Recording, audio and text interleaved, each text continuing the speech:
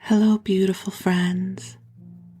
I am Laurel, Bleadon-Maffei with Illuminating Souls, welcoming you to this episode of Sleepy Bedtime Blessings, a podcast designed to help you rest, relax, and fall asleep, all while deepening in your connection with your beautiful team of angels who love you so.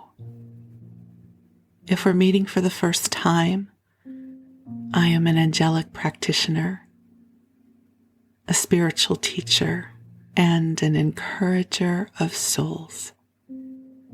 And I am here to help you awaken to your magic, all while falling asleep. How's that for a good intention? Opening up to your magic and getting a good night's sleep all at the same time. During my waking hours, I offer one-on-one angel sessions, soul mentoring in a variety of classes, and you can learn more all about that at my website, Illuminating Souls. But for now, the angels and I are here to help you get a good expanse of rest and sleep. As many of you know, I have been using sleep podcasts for years to help me build a bridge between wake and sleep, and I love them. They really support me. And so I was guided to create Sleepy Bedtime Blessings for you.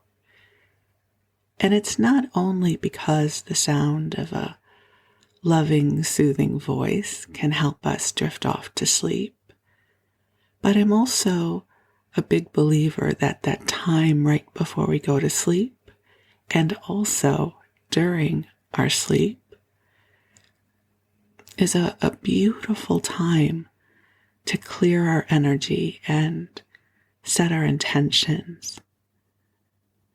That there's something very magical about the astral realm and working with the angels, that it enables us to clear out old patterns, lift and calibrate our energy fields, and so much more. One of the skills I learned at the University of Santa Monica is what they call a bedtime intention. And what they teach is that space right before we go to bed is a wonderful time to put in a request with God and the angels.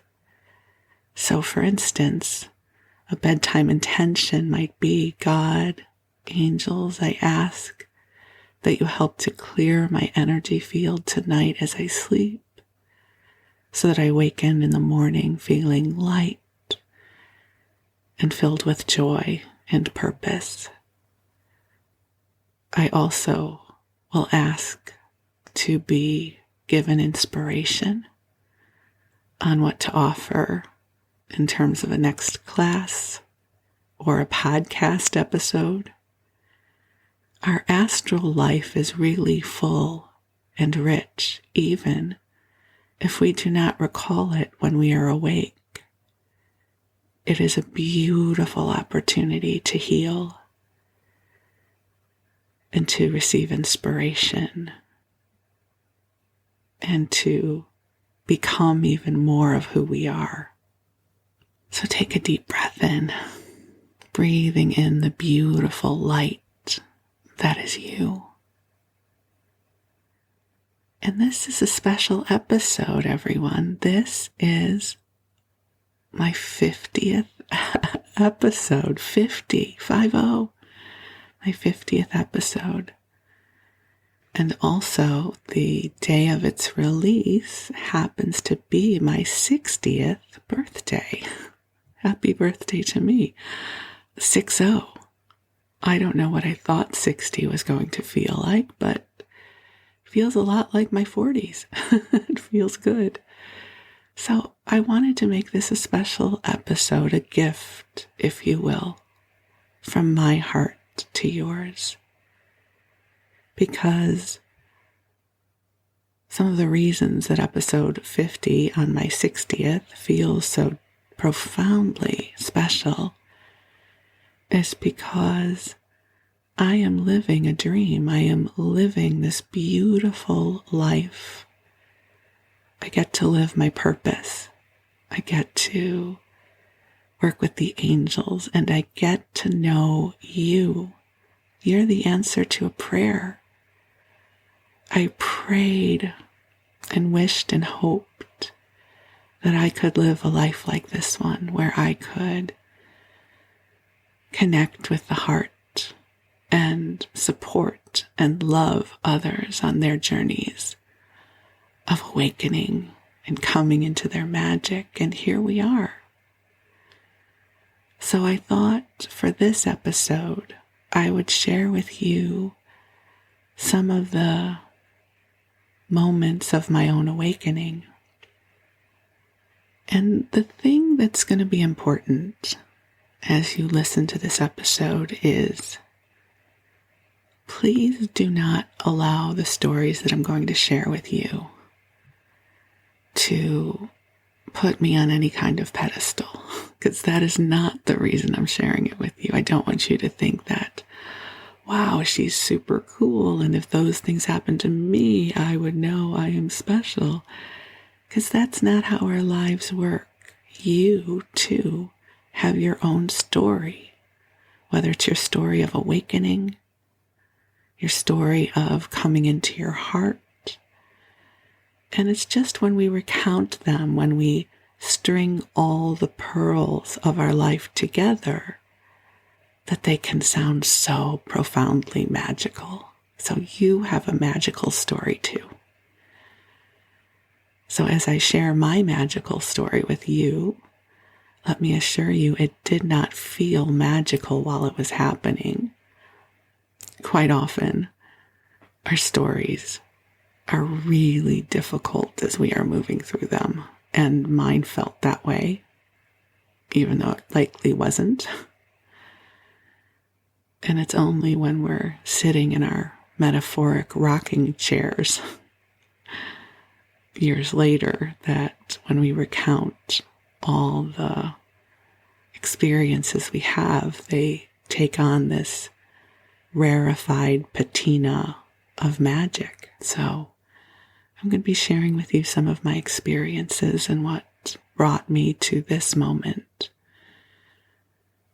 But first, we're going to call in the angels because they're here already, and it is my greatest joy to share them with you.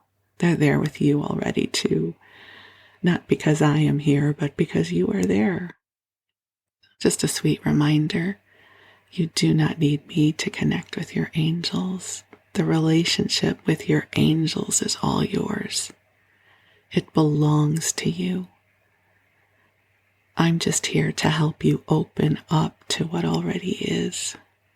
And it is my joy to do so. I will help amplify your connection with your angels for a long time to come. But just so you know, this relationship belongs to you. You get to take the angels home with you and come into intimate relationship with them outside of this podcast.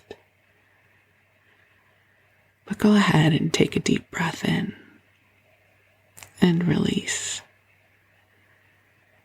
And go ahead and get cozy, whatever that means for you. It's okay if you drift off. You can always go back and listen to it later. So don't resist the urge to fall asleep because you think you'll be missing something interesting I'm going to say. The beautiful thing about this podcast is these episodes are going to be up for a long, long time. I purposely picked a host that will keep them up there in perpetuity, whatever that is going to mean in the digital footprint of podcasts. So you don't have to listen to it all tonight or whenever you are listening. So you cozy on up and snuggle on in I love snuggling in. That's why I always use that word. It makes me happy. And I'm here in my blanket fort. So I have a big blanket pulled over my head as I record this for you. So I am cozied on up and snuggly too with you. And we'll call in the angels. And beautiful angels on high, I ask that you join us here. I ask that you infuse this broadcast with waves of divine love, calibrated in a way that is unique to each of our beloveds gathered here. I ask that you bring forward waves of love in service to healing, in service to lightness of spirit, in service of sparks of inspiration that assist each one of us in opening to an even brighter experience of life. And angels, as we sleep, I ask that you tend to the places inside that hurt, helping to clear out any places that feel tender. Help us to move through any challenges that life is presenting, helping us walk our path or travel our path with love, knowing that we are supported, knowing that we are beloved in this universe. So, dear ones, just take a nice deep breath in, allowing this love to pour over you, opening to divine source energy to help clear your energy field through the heart of God. And as your energy field is cleared, you become even more yourself than ever before, as you open to even more of your authentic, beautiful, divine self. And take another deep breath in and release. And even as I say these words, I feel the love of the angels traveling through this moment to find you wherever you are. That even if you are listening to this broadcast years later, that the angels are not bound by time nor space. And so this love is traveling to you now. The beautiful thing about divine love is it knows who you are. It knows the deepest parts of your heart, and it knows what you need, what you are craving, and it knows the dreams of your heart. So it flows to you now in service to your highest and best good. So take a deep breath in and receive. Good. And allow your body to relax. You have done enough for today. And you have permission to let go and drift off. And while you do, the angels will be watching over you. And I am going to be sharing with you stories from my journey. Most of what I'm going to be sharing with you is about the year of my awakening and beyond, which started in 2000. I'll quickly summarize that prior to 2000, I had opened to the world of metaphysics and New Age and had had some psychic experiences, but I was still very much in the perspective and perception of who I was as an Earth girl. Those of you who've been with me a long time know that I use the term Earth girl to refer to my personality self. She's the part of me that gets overwhelmed and upset and dramatic, and the one that forgets that they're angels and that I'm able to connect with them. So prior to 2000, I was definitely anchored in my Earth girl perception of myself and the world around me.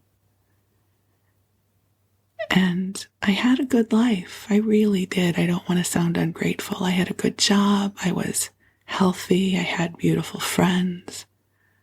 I lived in Los Angeles. I had my dog. But I also was inherently unhappy, and I didn't know why. At the time, I thought it was because I was overweight. For any of you who have spent time in your life dealing with weight issues, you know that it can become a red herring for anything else that is causing unhappiness, right? If I lose the weight, then I'll be happy, which is not true. Well, maybe it is sometimes. I don't mean to make a generalization.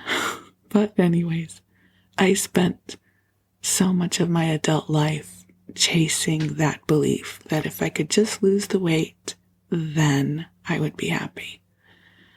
So that was my story. It might not be yours. And I really believe that my awakening began with this dream that I'm going to share with you that happened somewhere around January or February. I don't remember exactly when, but it was early in 2000. And I'm calling it a dream because that was my experience, but I really believe it was a visitation. I had a teacher once say that the way you could tell the difference between a dream and a visitation is that a visitation, you will remember it years afterwards, all the details. And that certainly has been my experience. So in my dream, I awaken, and there is the cutest boy in the world floating above my bed. Now, when I say boy, he was a man, but that was my terminology, yes. Right, I was still the girl who thought of cute guys as cute boys, even though they were men. So that was my vernacular in my dream. And he was floating above my bed, not in a scary, ghostly way, but in a way that felt very comforting. And as soon as I saw him, I knew him at the deepest parts of my being.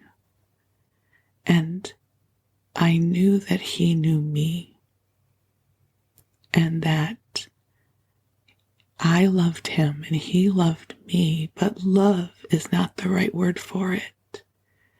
Every molecule of my beingness was beloved. I was love, and he was love. It reminds me of how when people talk about near-death experiences, they talk about this expansive love and light that is beyond what we experience here on earth. And that's what I experienced, was this awareness that everything that I was loved by him, and I loved him the same way. And I threw my arms around him, and I started weeping. And I said, "Where have you been? I miss you." And he said, "You decided to do this one alone." And I said, "Well, I changed my mind. Come back."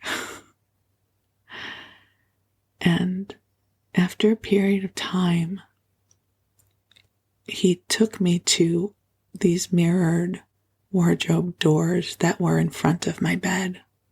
So, not uncommon in Los Angeles apartments, I had mirrored doors to my closet that were in front of my bed. And he says, I need to show you something. And it was one of those dreams where I was so afraid I would lose him or I would wake up. Have you ever had those dreams? I was so afraid I would lose him in the dream. And he took me by the hand and he pointed to my reflection in the mirror. And he said, this is not who you are. You are so much more than this. And I looked at my reflection and I didn't understand because I saw my flaws. I saw my weight. I saw that which I had not yet become. I was living my story of not enoughness. And I started crying harder. I said, I don't understand.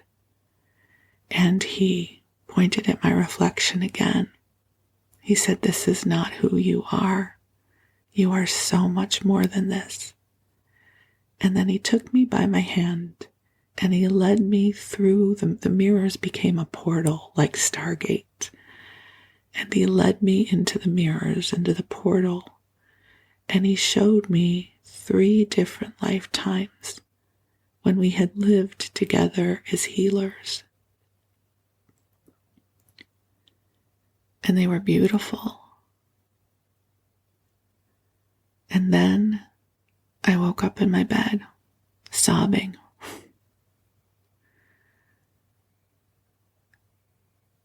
I was bereft. I had felt this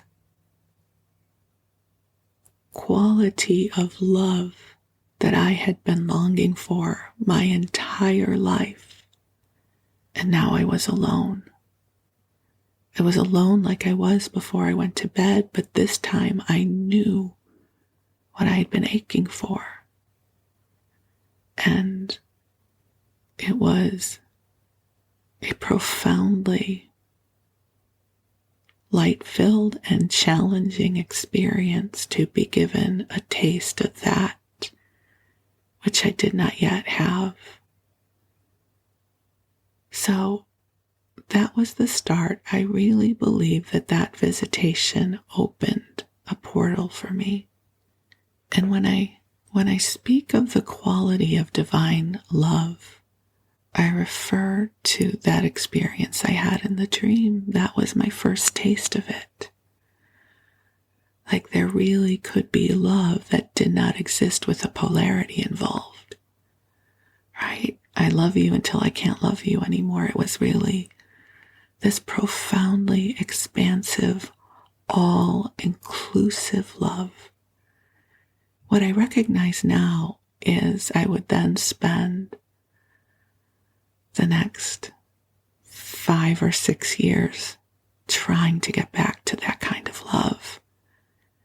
And I will tell you that is the quality of love that flows through my work. So I was able to finally, with help from God and the angels and probably my beautiful beloved guide from the other side, to find a way to cultivate that in life. But that's where it started. That was the moment that the portal opened. And then there were many other things that happened that year. Some I've shared with you already on the podcast. One that I will share with you that I haven't talked about before is somewhere around April of that year, I was reading the book, The 4 Agreements by Don Miguel Ruiz. I remember reading, I think in Oprah's magazine, that Ellen DeGeneres had suggested that Oprah read the book because it had changed Ellen's life. And I thought, well, if it's good enough for Ellen and Oprah, I should probably read it too. And good book. It's a wonderful book, but this was the moment that cracked me open. I don't have the exact quote with me, but I'll paraphrase. In the book, Don Miguel Ruiz writes that death is not the greatest fear that humans have. The greatest fear they have is being really alive, living their life is what the greatest fear is. And something about that cracked me open, because in that moment it all came whooshing to me how I was biding my time until, whether it was 40 or 50 years from then, that I would get to go home and be reunited with my soul. That this life here was sort of a way station of sorts until I could get to live my full self. And I realized in that moment how fascinated I had been with things like past life regressions, near-death experiences, anything that talked about that portal into the other side. I was fascinated with. Much more fascinated than I was with the idea of being alive and living. And that was really terrifying and profoundly deepening to recognize. And I'm sure, I don't remember specifically doing this, but there was something about that awareness that I know my heart cried out with a prayer like, teach me how to live. Teach me how to live a full life as me. What would that look like? What would I do? So that was another one of those moments where I knew something was moving within me. So now I'm going to flash forward to August of that year. It's not as if with these experiences I all of a sudden was bright and shiny and magical. I was still really unhappy. Right now I just was more aware of how unhappy I was. That's the thing about awakening and healing, is that it often gets worse before it gets better. So things have not yet felt magical. And they still won't for quite some time. But here's the next thing that I want to share with you about. So I somehow hurt my back, and my job was really stressful at the time. I was working as a market analyst for an entertainment company. We did analysis of sales of home video, and I was really deep into a coding project where I was spending hours every day hunched over my computer, coding away. And at some point, I injured my back. And it was awful, awful. I couldn't sit, I couldn't stand. I kept going to the doctor. They tried to give me injections. I mean, it was just really one of those, if you've ever hurt your back, you know what I'm talking about. And to help try and get some relief, I found my way to a chiropractor who worked out of a massage school in West LA. And he was really steeped in the Eastern traditions. He really had that calm, wise energy that I just opened to. And I would go and I would lay on his chiropractic table and I would cry. And one day he said to me, he said, "You know why this is happening, don't you?" And I said, "I don't." He said, "It's because you're not doing what you came here to do." He said, "Do you know what that is?" And out of seemingly nowhere, I said, "I'm a healer." And he said, "Yes, you are." And I started to sob. It was like my soul opened up. Right? He says, it's because you're not doing what you came here to do. You know what you came here to do? I'm a healer. I'm a healer. I'm a healer. And the vibration, the words, it was like awakening and remembering I'm a healer, and also not knowing what that meant. Like, what did that mean? What did that mean? I didn't know. So I cried a lot more. And the next week, I went in to see him. And I said, I don't understand. What does that mean? I'm a healer. And this is what he said to me, just like this. He says, I don't know, but you could go to the University of Santa Monica and get your degree in spiritual psychology. He said it just like that. And the second he said it, I knew that was my truth. I just knew it. I had known about USM. I hadn't known anyone who'd gone there, but they advertised in the back of a local metaphysical magazine that I would pick up. And so I know I'd looked at their ads before, so I knew they existed, but I hadn't really contemplated going there. But that afternoon, that's what he said. Well, you could go to the University of Santa Monica and get your degree in spiritual psychology. And I said, okay. Not because he was my guru and was telling me to do that, but because when he said that, it was my truth. And I want to interject something really important here, something I believe with my whole heart and soul, that when we hear our truth, we know our truth. If you've ever had a session with me, you know that I often ask questions like, does this resonate for you? How does this feel to you? Not because I'm asking you to make me right, but because you have a tuning fork inside of you. And when you hear your truth, it clicks in.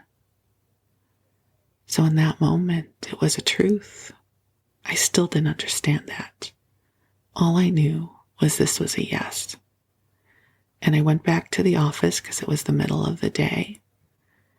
And I called USM, not really knowing anything about their program. And I got one of their advisors on the phone. And he said, what can I help you with? What can I tell you about the program? I said, I need to know when it starts. And this was September at that point. And he said, we start the first weekend in October. And he said, I can't remember, I'm going to make this up, but he said something like, we have 12 spots available. I said, well, now you have 11 because I'm going to give you my credit card. He said, do you want to know more about the program? I said, no, I just know I'm supposed to be there. And I gave him my credit card. I just knew I was supposed to be there. And I'm really glad in hindsight that I didn't know anyone who'd been through the program, because everything about the program was a miracle to me. So I had no expectations.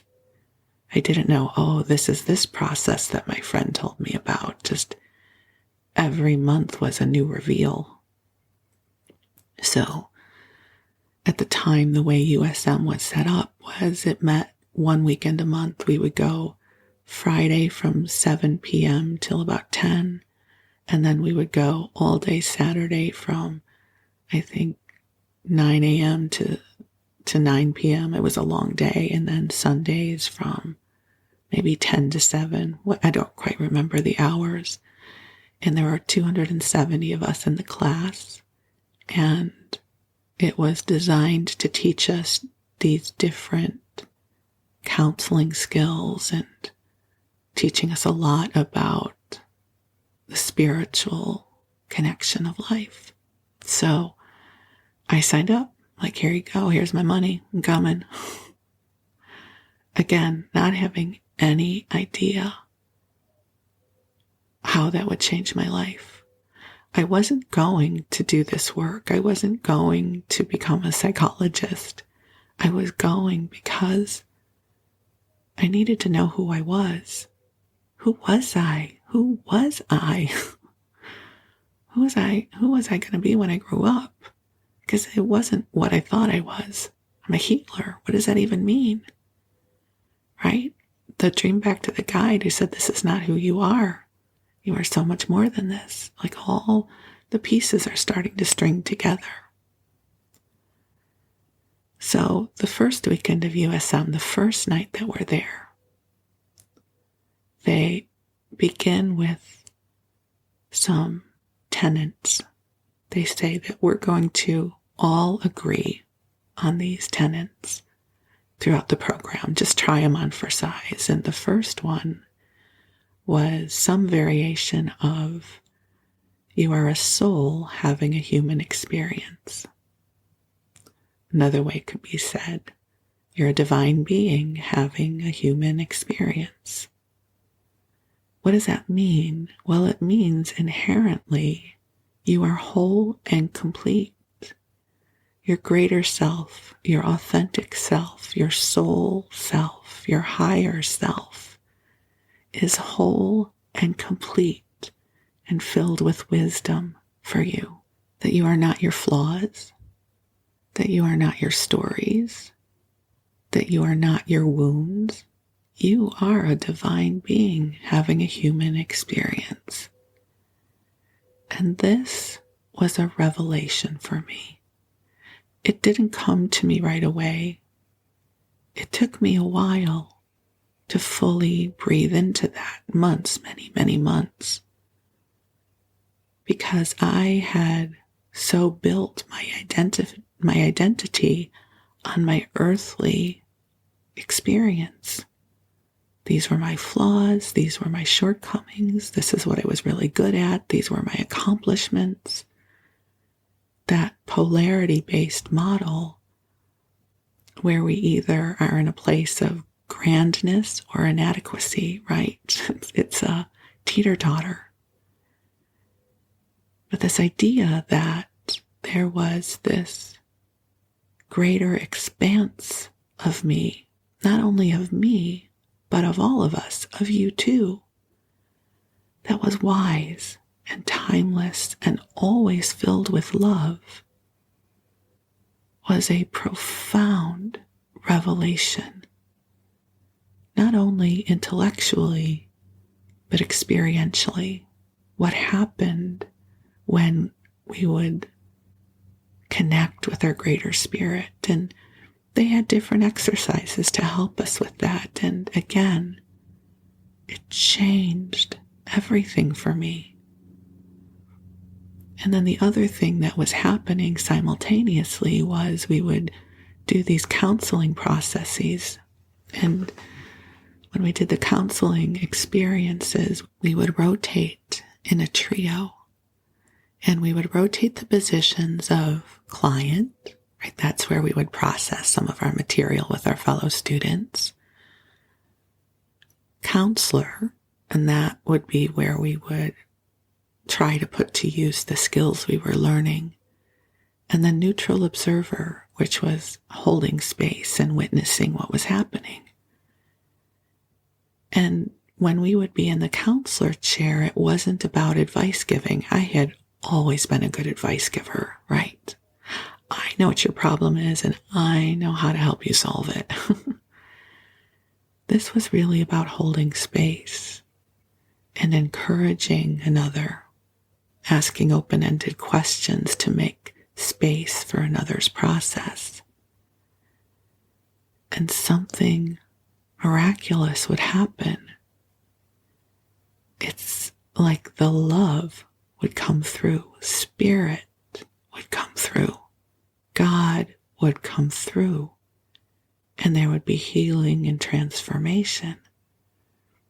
And I discovered that I could feel this. I could feel the magnificence of the light flowing through when I was in the counselor chair. Now again, I don't want to make it sound like I was super special and I was the only one this happened to. I think if you talk to anyone who's gone through USM, they had those experiences too. That this expansive, profound love, light, consciousness, presence would flow through in service to the person we were holding for. And when it flowed through for them, it flowed through for us as well, because this light, this energy is generous. And it does not come from our own personal energy, although our own personal energy is in it. It comes from the greater expanse of divine love and wisdom. So my whole experience at USM as a student went on for 3 years. I did the first 2-year program, which was the master's degree. And then I went back for a 3rd year for consciousness, health, and healing. So I was really blessed. I had a lot of time in these processes. And what I began to discover was this expression of love, of divine love, was what I had been seeking. So when I had that dream, this is what I was seeking to return to. Awakening as a healer, this is what I was seeking to return to, even if it wasn't written on a business card or I knew how to create a practice around it. And somewhere in those, my first 2 years, I did a lot of sobbing. I did a lot of crying, because part of the journey of healing is getting in touch with everything that's up for healing. It's not like it just is miraculously lifted. It's holding shards of our hearts up to the light and rewriting or renegotiating how we hold for our journeys. So I had this practice of crying in the shower every morning. I would just feel the waves of sorrow coming up and I would sob it out. And the angels at some point, I didn't know it was the angels at that point, I would have said it was spirit, would say, you don't have to know what you're crying about, just let it out. You've stored sorrow in your energy field, and you could be crying about something that happened when you were 12 years old on a Tuesday, just let it out. And I would cry it out in the shower and let it all go down the drain and then get ready for my day. At some point, I became aware of the concept of homesickness for light workers. You know, that this realm isn't my home. What am I doing here?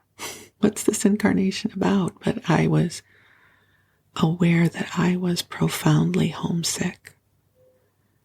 So one morning when I was sobbing about my homesickness, I felt the angels or spirit come in and say, you know, you have it wired that you can't experience home here. And as long as you hold that belief, that'll be your reality. And they said, here's what we recommend. Please ask the prayer of God, help me create a life here that feels like home. I took a deep breath in and I said, okay, God, help me create a life here that feels like home. I don't know what that would look like or feel like, but I can't do this like this anymore. Help me create a life here that feels like home. One of the most powerful prayers I ever emitted. Again, it's not like something magical happened the next day, but my life began to unfold and lead me into a direction where this life now feels like home. Listen, Earth has its problems. I totally get what's going on in the world. But I can tell you with profound sincerity that I rarely feel homesick anymore. I get to live with my angels and all of you and my husband and so much love in my life. I don't get homesick anymore. I'm here for the duration. Whenever it is time for God to call me home, I will go home. But for now, I am delighted to be here. I absolutely could not have said that to you before 2000. So I highly recommend that prayer. God, help me create a life here that feels like home, and just see what changes. The other piece that I'll share is sort of how the angels began to weave into this. So in 2004, USM had another program they introduced, which was soul-centered leadership, which sounded like exactly what I wanted, right? They were going to teach me how to hang out a shingle and make a business out of whatever this was. And so I signed up for the program, and I think I was in it 2 or 3 months. And as I was there, I started to get the sinking feeling that this was not what I was looking for, which was really hard to process because I wanted it to be my answer. I loved USM. It worked for me. I wanted USM to be my answer because it was going to be such an easy answer. I would go through this program and then I would hang out my shingle and life would be good. But here's what kept moving through me. I want to open to my mystical gifts, not having any idea what that meant. I had no idea what that would mean. I'd had some mystical experiences, but there was this calling in my heart. I want to open to my mystical gifts. I had the request, but no idea what that meant. So I would sometimes flip through a metaphysical magazine to see what classes were being taught elsewhere, to see what sparked, and nothing sparked. And I even went to one of my teachers at USM and asked her, and she gave me a recommendation, which did not feel like my truth. Remember, when you hear your truth, you know your truth. So I kept looking for my answer. In the meanwhile, a couple of my USM friends had studied with Doreen Virtue. They had taken her angel therapy practitioner class. And I remember thinking at the time of how sweet that was. Not in a patronizing way, but more like, that is so sweet. I'm so happy that they found what works for them. But nothing inside of me said, and you should go too. It was something I was delighted for my friends to experience. But one night, as I was contemplating how do I open to my mystical gifts, I found myself on Doreen Virtue's website. And she had a variety of classes she was offering at the time. 2 of them jumped out at me. The first was her Angel Messenger training class that she was going to be teaching in May of 2005 in Glastonbury, England. Now, I had had some exposure to the idea of Glastonbury and the goddess and the priestess, and it just, whoa, talk about sparking something in me. The other class was a small group mediumship class that she was going to be teaching, I think in October of 2004. And this is what I felt and heard. A voice, spirit, the angels, whatever we want to call it, said, if you want to get where you're going, take these 2 classes. Just like this. Don't whittle it down to size, and don't make it make sense. Just take these 2 classes. The same voice that said, go to USM and get a master's degree in spiritual psychology. So I said, okay. I got out my credit card and I signed up for both of those classes. And I understand why they said don't make it make sense, because she was also teaching the angel therapy practitioner training in Laguna, which was closer to me. I didn't have to fly all the way to England. And I think that's why they said, do it this way. And so I registered for both of those classes. And that opened up a whole other doorway for me. which is going to be a whole other episode of what happened when I went to study with Doreen. And just as an aside, I think most of you have heard of her work before, and some of you may have not. Something I should tell you if you haven't is that she was my teacher for a long time. She was many of our teachers. She wrote many best-selling books and created gorgeous oracle decks, one of which I still use almost every day. But several years ago, she became a born-again Christian. She's an evangelical Christian now, and she has walked back and recalled all of her earlier work, including what I studied with her. And this is what I reference back to if any of you are confused by that. I didn't open to my gifts with the angels, and I have not devoted my life to this work because she told me to, right? She happened to be one of the teachers who helped me on my awakening.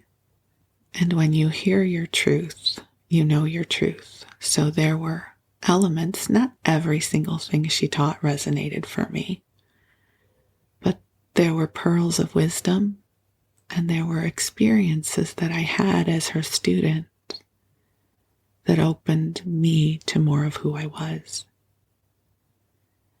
And that's the thing to remember. When we study with someone, when we learn, those teachings become ours. We metabolize them, and they begin to dwell within our own consciousness. So I am deeply, deeply grateful to her, just like I am deeply grateful to Ron and Mary Hulnick, who were my teachers at USM. I am grateful to all of the teachers who held the door open for me to awaken to who I am. And whether they changed their paths or not, whether they continued to believe in what they taught, doesn't have a lot of relevancy for me because this is my connection with God. It's my connection with the angels, just as I hold space for you to open to your own connection. Your connection will be different than mine, yes? Each of us is a unique, beautiful, divine being that is the breath of God, having a unique experience here on earth.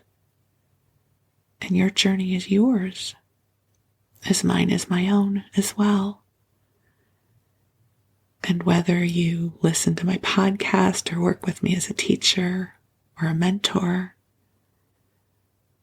I hold the door open for you to open to who you are, what your divine connection is. I may give you some tools along the way, but what you build with those tools is up to you. I'm not at all a believer in a one-size-fits-all solution to life. Each of us is working with our own unique curriculum, our own set of challenges, the stories we've internalized over the years. But here is what I believe. That divine love is the elixir that helps heal and uplift. It is a frequency. It is an energy that is a building block of this universe. And when we connect with it, we become even more of who we are. And that's why I wanted to share this part of my journey with you in this episode. That dream that I had in 2000, when I awakened to the cutest boy in the world over my bed, and I felt this unconditional divine love, the likes of which I had never experienced before in my life. That was this kind of love. This is the kind of love I seek to bring forward for you in the podcasts, in sessions, in my classes. that you know that everything that you are is loved. Everything that you are is loved. Just like sunshine, you go out into the sun and the sun is not saying, well, I'm not going to shine on that part of you because that part of you really sucks. And if the sun can do that, how could God's love be any less powerful than the sun? All that you are is loved, my beloveds. All that you are is loved. All that you are is love, and all that you are is loved. You are a blessing in this world, and you are worthy of the stars and the moon and the sky. You are worthy of being cherished. You are worthy of being surrounded by those who will treat you well and will want the very best for you in a way that is in alignment with what you desire from you. Yes. So may this episode be a blessing to you. May it help you awaken to the brightness and the beauty of all that you are. You're a miracle. You're magnificent. Because everything I've shared with you here today, while they may be unique threads of my story, they didn't happen because I'm super special or chosen. And it's not that I'm not super awesome. Yeah, I say that. Yes, you can get my self-deprecation here, I hope. Right? It's not that I think I'm magical. Yes, I'm magical and I'm awesome. I don't mean that I'm not any of those things. But I'm not more magical or more awesome than you are. If anything, how it feels to me is if I'm magical and awesome, oh my God, so are you. Like, let's all be magical and awesome. For sure. And our experiences of magical awesomeness may be different, right? The way my magic comes through me is going to be different than how your magic comes through you, but it's still super cool. It's still needed. It's still beautiful. And so all of those experiences and so much more are what led me to this moment with you right now. That beautiful guide who met me in my dream. The chiropractor who said, well, you could go to USM and get a master's degree in spiritual psychology. To the voice that said, if you want to get where you're going, take these 2 classes, go to Glastonbury and take mediumship. All of those moments and everything in between led me here with you. And there's more. I'll have to do an episode at some point about my experience with opening to the angels, because that's a whole other episode. It'll come soon. I'll share it with you at some point. But for now, thank you so much for helping me co-create this space where I can share a little bit of my heart with you. Isn't it beautiful? Like, here we are. I get to share a bit of my heart with you, and hopefully it's helping you connect with more of your heart too. Because I bet you could easily fill an hour sharing your story with me about what led you to this moment. So let's declare this moment as beautiful and sacred. A moment when more of the light of God is flowing in to help illuminate each of our divine paths here on earth. I am glad to be incarnated with you here, and now you help my life feel more like home. And for that I am grateful. So I am going to bid you sweet dreams for now. I will be back before you know it with another episode for you. But for now, thank you for helping me celebrate episode number 50. I am grateful for you and I thank God for you. Sweet dreams. We'll talk again soon.